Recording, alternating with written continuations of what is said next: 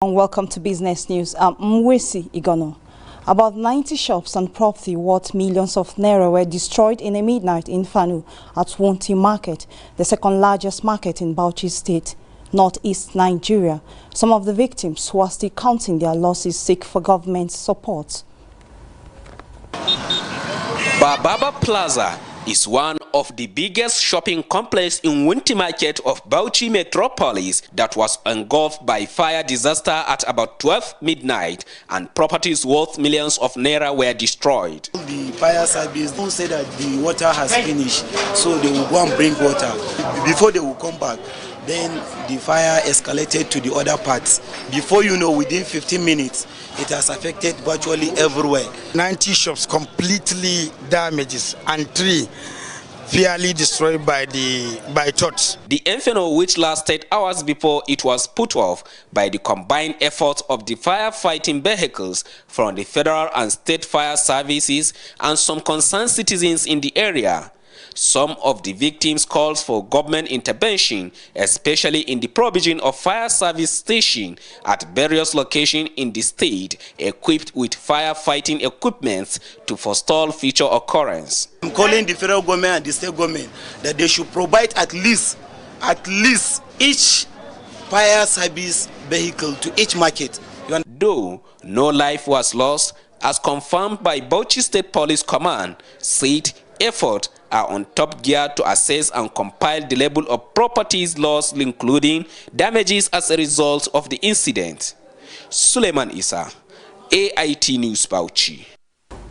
Still in the northeast, Bauchi State government has expressed readiness to partner with investors in critical sectors of the economy to improve business activities in the state. Governor Bala Mohammed said this when members of the National Action Committee of African Continental Free Trade Area came visiting.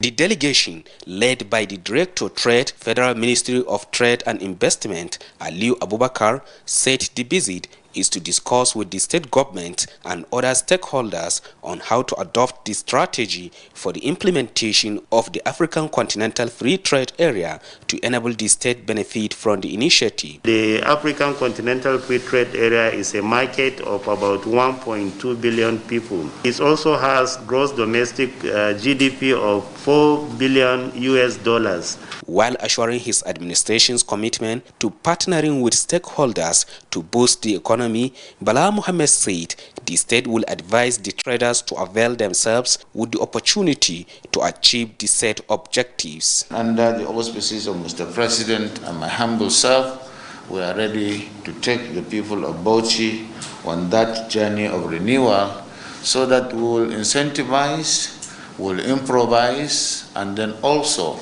use whatever means we can to leverage on all opportunities that are available, like these low-hanging fruits that we are bringing to Bauchi.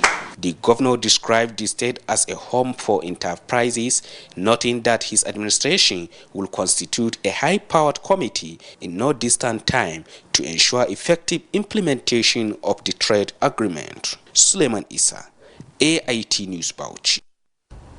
Experts say before Nigeria dives completely into the African market, the country must first address the issue of cargo clearance, especially of raw materials.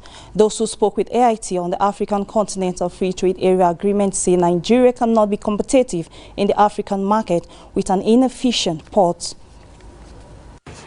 Despite the government policy on ease of doing business, most Nigerian importers, exporters and manufacturers still find it difficult to clear their cargoes within 24 hours. The challenges are further compounded with the gridlock at the seaport. The congestion in the port has actually paralyzed too many things in Nigerian economy.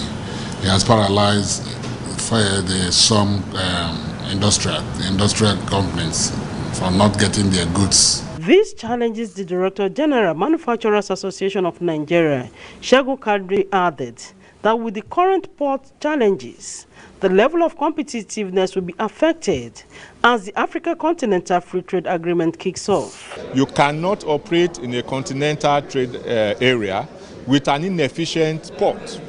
I mean, it costs just about the same amount to take a 40-foot container from China to Nigeria than to take it from Apapa to Agbara.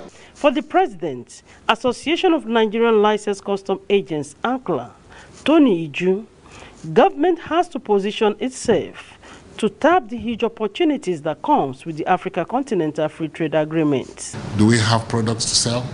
Do we have to be consuming nation?